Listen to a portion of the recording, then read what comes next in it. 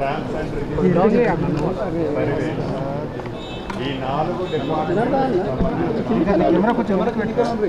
మండల స్థాయిలోని మండల revenue officer అదే రకంగా మండల స్థాయిలోని సర్వేలు లగాయితో రాష్ట్ర స్థాయిలో సమావేశంలో స్థానిక శాసనసభ్యులు సుదర్శన్ రెడ్డి గారు అదే రకంగా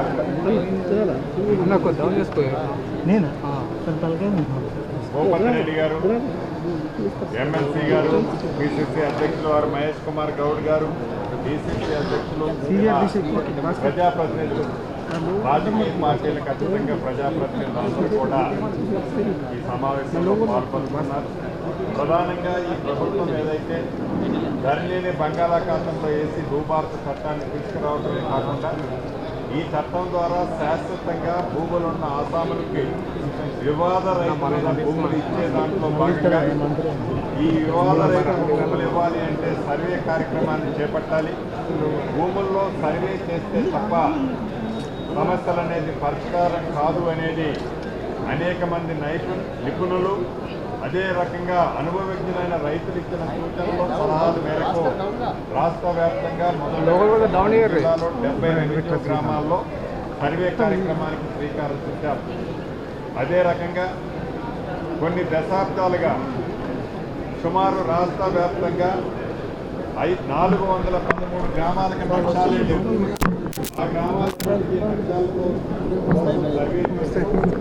రిమైనింగ్ ప్రతి జిల్లాలో 70 గ్రామాలకి సర్వే కార్యక్రమం వడివడిగా ఉమ్మడి నిజామాబాద్ జిల్లాలో కూడా నిజామాబాద్ జిల్లా కామారెడ్డి జిల్లాలో కూడా ఒక్కొక్క జిల్లాలో 70 గ్రామాలకి శ్రీకారం చుట్టారు.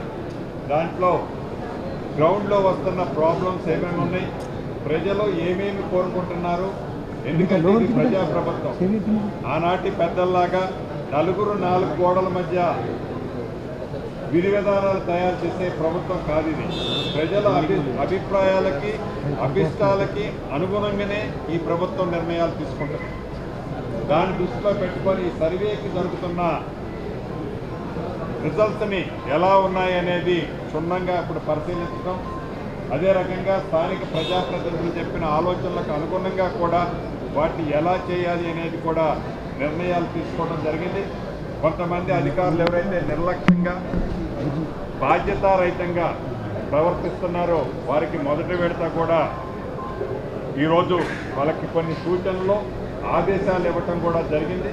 తప్పకుండా ఇది నిరంతరము జరిగే ప్రక్రియ కాబట్టి స్థానిక ప్రజాప్రతినిధులందరినీ కూడా రిక్వెస్ట్ చేశాను.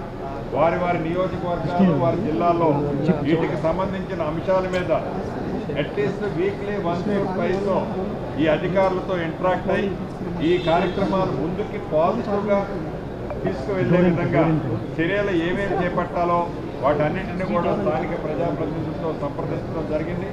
అదే రకంగా ఇందాక చెప్పినట్లు ఇందిరమ్మ ఇళ్ళు అంటే ఇందిరమ్మ ప్రభుత్వంలోనే ఇచ్చాం. ఆనాటి ప్రభుత్వంలో ఇళ్ల విషయానికి నిర్లక్ష్యం చేస్తే ఈ రాష్ట్ర ప్రభుత్వం గౌరవ ముఖ్యమంత్రి రేవంత్ రెడ్డి గారి నాయకత్వంలో వచ్చిన తర్వాత 2 విడతల్లో హైదరాబాద్తో కలుపుకొని 8 లక్షల ఇళ్ళు ఇవ్వటం జరిగింది. ఇంకా 2 విడతలు ఇవ్వాలన్నది ఈ రాష్ట్ర ప్రభుత్వం యొక్క ఆలోచన.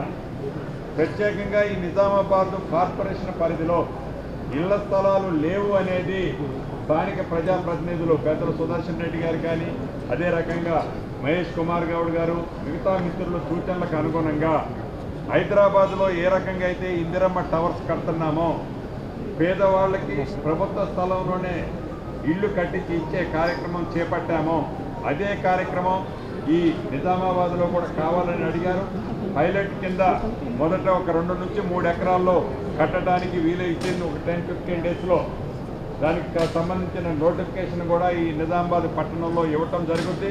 ఆఫ్టర్ దట్ ఎవరైతే నిరుపేదలకి ఇల్లు ఇవ్వాలని అనుకుంటున్నామో వాళ్ళకి కావాల్సిన అన్నింటినీ కూడా విడతల వారిగా ఇచ్చే విషయాన్ని కూడా ఈ ప్రభుత్వం పాజిటివ్గా స్పందిస్తుందని కూడా మీ ద్వారా నిజామాబాద్ టౌన్తో పాటు పరిసర ప్రాంతాల్లో నిరుపేదలు ఎవరైతే ఉన్నారో వారందరికీ ఈ వేదిక ద్వారా హామీ ఇస్తూ చివరిగా చెప్పదలుచుకున్నది ఒకటే, ఇది ప్రజలకు సమాధానము ఆన్సర్బుల్ ప్రభుత్వం.